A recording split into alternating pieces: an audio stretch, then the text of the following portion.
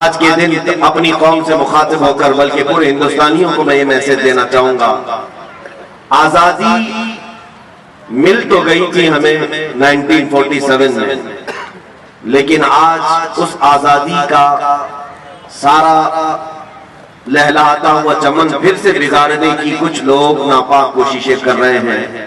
ہم اس کے خلاف نہ ہوں۔ ہندوستان کو کبھی بھی آتنکواد ہونے ہم نہیں دیں گے، منوواد ہونے ہم نہیں دیں گے۔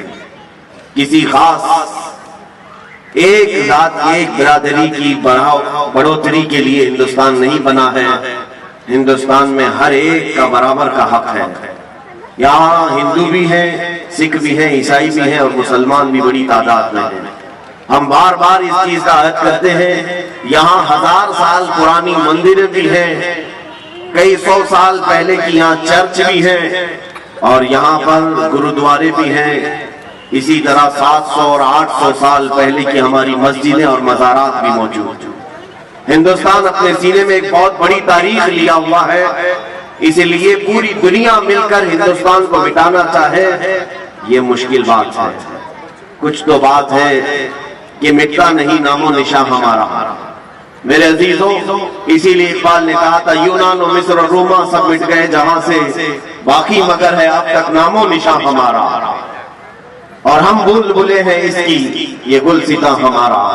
اس لیے آج میں ہر ایک سے یہ اپیل کروں گا کہ آپ ہندوستان کے لا کو پڑھیں، قوانین کو جانیں، تاکہ آپ غیر قانونی کوئی کام نہ کریں اور اپنے سامنے کسی کو غیر قانونی کام کرنے بھی نہ دیں۔ یہ کب ہوگا؟ جب ہر ہندوستانی کو معلوم ہو کہ میرے ہندوستان کے لا کیا ہیں، مجھے یہاں پر جینے کے ادھیکار کیسے دیے گئے ہیں۔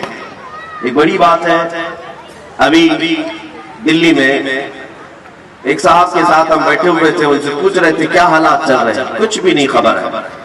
وہ راجستھان کے رہنے والے، کسی بات کی خبر نہیں، دلی میں کیا چل رہا ہے کیا نہیں ہے، نہ کسی پروٹیسٹ کی خبر ہے، نہ وہاں کے الیکشن کی خبر ہے، کچھ بھی خبر نہیں۔ ٹھیک ہے، کوئی بات نہیں۔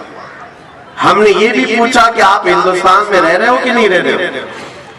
ہاں، صرف ہم کھانا پکانا اور اپنی ڈیوٹی والا اتنا ہی۔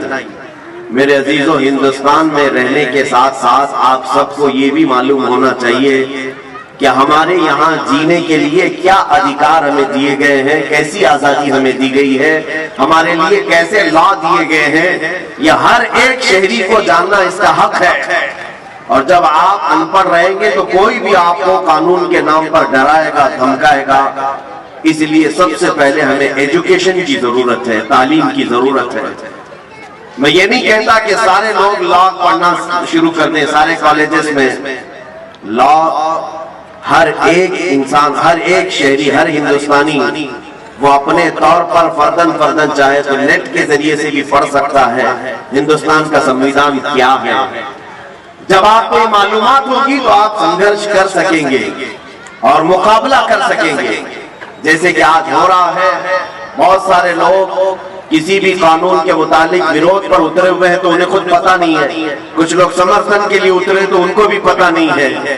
تو یہ تمام چیزیں جہالت کے ساتھ جو کام ہوتا ہے اس کا کوئی نتیجہ نہیں ہوتا۔ سب سے پہلے آپ کو اس کی معلومات حاصل کرنی چاہیے، انفارمیشن لینی چاہیے کہ میں کس کے سمرتھن میں اتر رہا اور میں کس کے وروध میں اتر رہا۔ بہرحال ہندوستان ایک بہت بڑی قربانیوں کے بعد ہمیں ملا ہوا ہے۔ تقریباً 90 سال یہاں پر مصیبتیں اٹھائی ہیں، جس میں تقریباً 30,000 علماء کرام شہید ہوئے تھے۔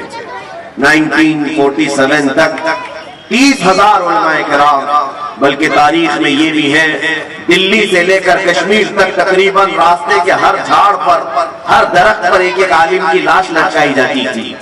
جو آزادی کا نعرہ لگائے اسے قتل کر دیا جاتا تھا، انڈمان نکوبار جیل بھیج دیا جاتا تھا۔ کئی علماء، کئی لوگ پوری زندگی وہاں پر کالا پانی کی سزا کاٹ کر ختم بھی ہو گئے۔ میرے عزیزوں، ان لوگوں کی قربانی ضائع نہ جائے۔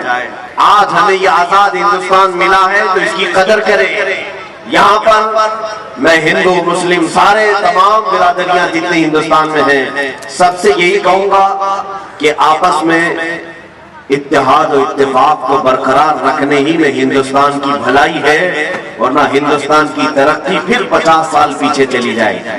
اگر ہم آپس کے فسادات رائٹس کرتے ہیں، آپ کو معلوم نہیں ہے کسی بھی شہر میں اگر فساد ہوتا ہے، رائٹس ہوتے ہیں، وہاں جو تباہی ہوتی ہے اس شہر کو دوبارہ سٹینڈ ہونے کے لیے پھر سے 10-15 سال لگ جاتے ہیں۔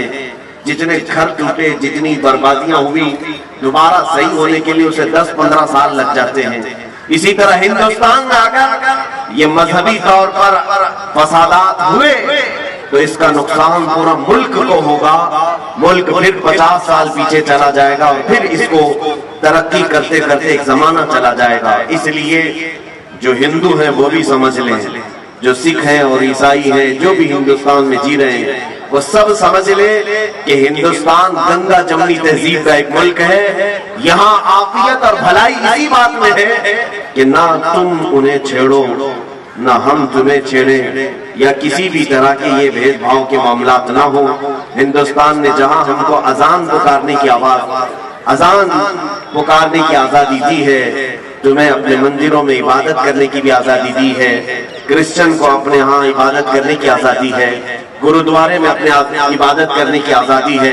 تو میں یہ چاہتا ہوں کہ ہر کمیونٹی والا اپنی آزادی کے ساتھ اپنے مذہب پر عمل کرے، کوئی ایک دوسرے پر فورس نہ کرے۔ انشاءاللہ العزیز یہ اتحاد ہندوستان کو ایک دن دیکھنا پوری دنیا کا سپر پاور بنا کر کے رکھے گا۔ سپر پاور ہندوستان بن سکتا ہے صرف ہمارا یہ کمیونل رائٹس جو ہوتے ہیں، مذہبی فسادات یہ ختم ہو جائیں، اور ہم ایسے لوگوں کے خلاف لڑتے رہیں گے، آخر تک لڑتے رہیں گے جو ہندوستان کی کرسی کو خراب کریں گے، ان سے ہمارا ہمیشہ وروध رہے گا۔ میرے عزیزوں، پہلی مرتبہ آج یہاں پر ہم سب جمع ہیں، میں زیادہ دیر آپ کا یہاں پر نہیں لوں گا۔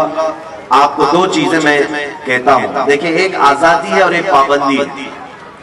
آزادی ہے اور پابندی۔ 1947 میں آزادی ملی ہے، سب کو پتا ہے، سارے لوگ جانتے ہیں، لیکن ساتھ ہی میں 1950 کو یہی ہماری ڈیموکریسی جب ترتیب پا گئی، جمہوریت، اور اس کے لا بنائے گئے، تو قانون بنا کر ہمیں دیا گیا، تو قانون پر عمل کرنے کی پابندی لگائی گئی۔ تو آپ کے دماغ میں ایک سوال آتا ہوگا، 1947 میں آزاد کر دیا اور پھر 1950 میں 1950 میں پھر قانون میں پابند کر دیا، پھر یہ کیسی آزادی؟ میں یہاں بتانا چاہوں گا کہ آزادی کا مطلب کیا ہے وہ بھی سمجھ لیں آپ۔ آزادی کا مطلب یہ ہے کہ انسانی اقدار کے ساتھ، انسانی اصول کے ساتھ جینا اور دوسرے کی آزادی کو خراب نہ کرنا، یہ صحیح معنوں میں آزادی ہے۔ آزادی کا مطلب یہ بھی نہیں ہے کہ کوئی ننگا پھرتا رہے اور دوسرے کو تکلیف دے، وہ آزادی تو جنگلوں کی آزادی ہے، جانوروں کی آزادی ہے۔ میرے عزیزو، آزادی کا مطلب یہ ہے کہ تمہیں ایک جو سمویدھان دیا گیا ہے وہ ڈسپلن مینٹین کر کے جو چلے گا وہی سب سے بہترین آزادی ہے۔ قانون کے خلاف جو بھی کرتا ہے، ہمارے آقا صلی اللہ تعالیٰ علیہ وسلم نے بھی ہمیں اصول عطا کیے، فرامین عطا کیے، اور یہ بھی فرمایا من غشنا فلیس منا، جس نے ہمیں دھوکہ دیا وہ ہماری امت میں سے نہیں ہے۔ اس لیے دھوکہ دینا، رشوت دینا، یہ تمام چیزیں جو قانون کے ساتھ آج ہو رہی ہیں، ان سب سے آج ہمیں مکتی چاہیے، آزادی چاہیے۔ ہم یہ سوچتے ہیں کہ 500,000 دے کر کے قانون توڑ دیں گے، ایسا کبھی نہیں کرنا چاہیے۔ قانون کے رکھوالے بھی ایسا نہ کریں، ہندوستان کا کوئی شہری بھی ایسا نہ کرے، اس لیے کہ 500,000 دے کر کے اگر آپ نے قانون توڑ دیا تو گویا کہ آپ نے ہندوستان کے سمویدھان کے ساتھ کھلواڑ کیا ہے۔ آگے آنے والی نسلیں پھر ڈسپلن کبھی مینٹین نہیں کر پائیں گی۔ اس لیے ہر ایک کو رشوت کے خلاف بھی کھڑا ہونا ہے، کرپشن کے خلاف بھی کھڑا ہونا ہے، کیونکہ کرپشن کے خلاف کھڑا ہونا ہی ہمارے ہندوستان کے سمویدھان کی حفاظت کے لیے کھڑا ہونا ہے۔ بس میں انہی باتوں کے ساتھ آج میں فخر کے ساتھ یہ کہتا ہوں، پہلی مرتبہ ہم گراؤنڈ میں جمع ہوئے ہیں، پہلی مرتبہ یہ ہمارا یہ کاریکرم، یہ جو پروگرام ہوا ہے، بہرحال ہمیں سیکھنا بہت کچھ ہے، ہم بچے ہیں اور بہت ساری چیزیں ابھی ہمیں سیکھنی باقی ہیں۔ ڈپارٹمنٹ کا بھی میں شکر گزار ہوں کہ انہوں نے پرمیشن دیا، بی ایم سی والوں نے اور دیگر یہاں پر منتظمین نے، خاص طور پر آج میں آپ کو ایک بات بتا دوں، مدینہ جامع مسجد کی آواز پر آج پاک سائٹ اور گھاٹ کوپر کے قریب کی جتنی تنظیمیں تھیں، کمیٹیاں تھیں، الحمدللہ وہ سب یہاں پر آج حاضر ہو چکی ہیں۔ ایک جھنڈے کے تلے ہم سب جمع ہوئے ہیں۔ مجھے امید ہے کہ پھر یہ جھنڈے تلے جب بھی آواز اٹھائی جائے گی ہم سب ایک جگہ جمع ہو جائیں گے، جمع ہوں گے نا انشاءاللہ۔ یہاں پر میں سارے کمیٹیوں کے نام پڑھ نہیں پاؤں گا، الامان فاؤنڈیشن کی طرف سے ہے، رہبر کمیٹی کی طرف سے ہے، آپ اپنے بینر اوپر اٹھائیں تو پتہ چلے گا۔ شاداب ایجوکیشن ویلفیئر سوسائٹی یہاں پر ہے، فیضان مصطفیٰ ویلفیئر سوسائٹی، سہایتا سوشل کمیٹی، پنکے شاہ درگاہ مسجد ٹرسٹ، مدینہ عیدگاہ کمیٹی، لاسٹ میں غلام حبیب کمیٹی اور دیگر جتنی کمیٹیاں پاک سائٹ اور وکرولی گھاٹ کوپر میں موجود ہیں، میں سب کا شکر گزار ہوں۔ میرے خیال سے کچھ لوگوں کے بینر آئے نہیں ہوں گے، لیکن امید ہے کہ مدینہ جامع مسجد کے اس پرچم تلے، ہندوستان کے جھنڈے تلے سبوں نے اپنا سپورٹ پیش کیا اور جمع ہوئے ہیں۔ انشاءاللہ العزیز اسی طرح ہم آگے بھی متحدہ طور پر کام کرتے رہیں گے، اس لیے کہ اتحاد زندگی ہے اور اختلاف موت ہے۔ اتحاد زندگی ہے، اختلاف موت ہے۔ ہم اختلاف سے باہر آئیں گے اور سب مل کر کے ہندوستان کی ترقی کے لیے عزم کریں گے، عہد کریں گے۔ آج آخر میں صرف اتنا کہنا چاہوں گا کہ آپ تمام حضرات مل کر پرجوش انداز میں یہ عزم کریں آج کہ ہندوستان کے وقار کے لیے ہم یہاں پر انشاءاللہ العزیز جو کچھ بھی بن سکے گا ہم کرنے کی کوشش کریں گے انشاءاللہ۔ دیکھیں ہندوستان کی صرف چیزیں حاصل کر لینا، ظاہر سی بات ہے آپ جی رہے ہیں یہاں پر، آپ کے اناج کہاں سے مل رہے ہیں؟ اسی ہندوستان کی زمین سے۔ آپ کا پانی جو روز استعمال کر رہے ہیں اسی ہندوستان کی زمین سے مل رہا ہے۔ ایسا نہیں کہ ہندوستان میں رہ رہے ہیں اور امریکہ کا پانی پی رہے ہیں، سب ہم یہیں کا پانی پی رہے ہیں، یہیں کے اناج کھا رہے ہیں۔ تو کیا ہم ہندوستان کو جانے سے پہلے بھی کچھ دے کر کے جائیں گے؟ یہ ہر ایک نوجوان کے اندر خواہش ہونی چاہیے کہ میں بھی ہندوستان کی ترقی میں اپنا کچھ حصہ دے کر کے جاؤں، جیسے ہمارے پرکھوں نے دیا ہے، بڑے بڑوں نے دیا ہے، جتنے لوگوں نے بھی ہندوستان کو بنانے میں یوگدان کیا ہے آج ان کے نام لیے جاتے ہیں۔ اسی طرح ہر مسلمان کو، ہر ہندوستانی شہری کو یہ عزم کرنا چاہیے صرف میں ہندوستان کی مٹی میں رہ کر کھا پی کر کے چلا نہ جاؤں، بلکہ ہندوستان کی ترقی میں میں اپنا بھی کچھ حصہ رکھ کر کے جاؤں، کوئی تو ایسا میں کام کر کے جاؤں۔ اس لیے سائنس کے میدان میں جو بچے ہیں میں ان سے گزارش کروں گا پڑھو اور بہت آگے بڑھو تاکہ ہندوستان کی سائنس کو، ہندوستان کی ٹیکنالوجی کو تم آسمانوں تک پہنچاؤ۔ آج جو بچے انجینئرنگ میں ہیں میں ان سے گزارش کروں گا کہ خوب آگے بڑھو، اتنا آگے بڑھو کہ ہندوستان کا انجینئرنگ میں ایک مقام پیدا ہو جائے پوری دنیا میں، تاکہ آپ کو ہمیشہ یاد کیا جائے۔ ایک بات یاد رکھنا، آپ کون سے گھر میں رہ رہے تھے، کیا پہنتے تھے، کیا کھاتے تھے، آپ کے مرنے کے بعد کچھ بھی نہیں یاد کیا جائے گا۔ آج سے تقریباً 100 سال کے بعد آج ہم کھڑے ہیں 2020 میں، اگر 100 سال اور زندگی ہوئی، 100 سال کے بعد اگر دنیا باقی رہی تو یاد رکھ لینا 100 سال کے بعد ہم میں سے شاید ہی کوئی رہے گا، اور پھر ہم میں سے جو بھی کسی کی نسلیں ہوں وہ ہم کو نہ ہمارے گھر سے یاد کریں گی، نہ ہمارے کپڑوں سے، نہ ہمارے کھانے پینے سے۔ یاد اگر کیے جائیں گے تو تمہاری ترقیوں کو یاد کیا جائے گا، تم نے اگر کچھ کیا ہے۔ آج تاج محل کو یاد کیا جاتا ہے اس لیے کہ تاج محل ایک عجوبہ ہندوستان کی ترقی کے اور ہندوستان کا سر اونچا کرنے کے لیے ایک بادشاہ نے دیا۔ لال قلعہ دیا ہے، قطب مینار دیا ہے، اور بھی بہت ساری ایسی چیزیں ہیں ہندوستان میں جو ہندوستان میں رہنے والوں نے اس کی ترقی کے لیے دیا ہے۔ اسی طرح سے میں گزارش کروں گا ہر فیلڈ میں جو بھی ہے وہ ہندوستان کی ترقی کے لیے اپنا کچھ حصہ ضرور دے کر کے جائے۔ ظاہر سی بات ہے آج یہ بات یاد کی جائے گی، اگر آپ نے انجینئرنگ میں جیسے پلین بنانے والا کون تھا، سب سے پہلے ایروپلین کس نے اڑایا، وہ ہمیشہ یاد کیا جائے گا۔ کمپیوٹر کس نے بنایا یہ ہمیشہ یاد کیا جائے گا، ٹیلی فون کس نے بنایا یہ ہمیشہ یاد کیا جائے گا۔ ایسی کچھ ایجادات کرنے والے ہمارے پاس اسٹوڈنٹس ہونا چاہیے۔ میں ان کی حوصلہ افزائی کرتا ہوں، اگر کسی کے دماغ میں ایسی چیزیں ہوں تو سارے لوگ مل کر کے اس کی ہم مدد کریں گے، تاکہ ہندوستان میں جو بھی پروڈکٹ ہوگا، مینوفیکچرنگ ہوگی، پوری دنیا پر ہم اس کو ایسا پیش کریں گے کہ انشاءاللہ العزیز دنیا ہمیشہ یاد رکھے گی کہ اگر یہ چیز کسی نے بنایا تھا تو وہ ایک ہندوستانی مسلمان نے بنایا تھا۔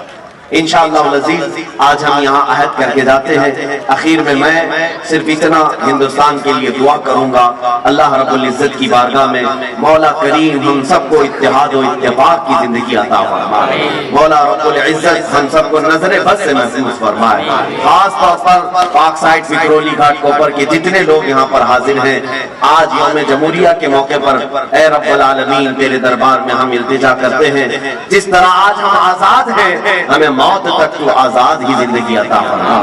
مولا دوسروں کی غلامی سے ہم سب کی حفاظت فرما، پورے ہندوستان کے وقار اور عزت کو مولا تو دوبارہ فرما دے۔ جنہوں نے آج جس طرح سے بھی محنتیں کی ہیں، سب کو اس کی اپنی شان کے مطابق اجر عطا فرما۔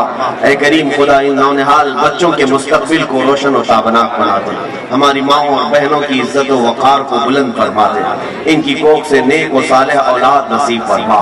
خصوصاً مولا ہمارے مذہبی شعار کی تو حفاظت فرما، جو بھی ہمارے دین و ایمان اور ہندوستان کے امن و چین و سکون کو غارت کرنے کی کوشش کرے، اے مولا تو اس کے لیے کافی ہو جا۔ حسبنا اللہ و نعم الوکیل، نعم المولا و نعم النصیر، وآخر دعوانا الحمدللہ رب العالمین۔ السلام علیکم۔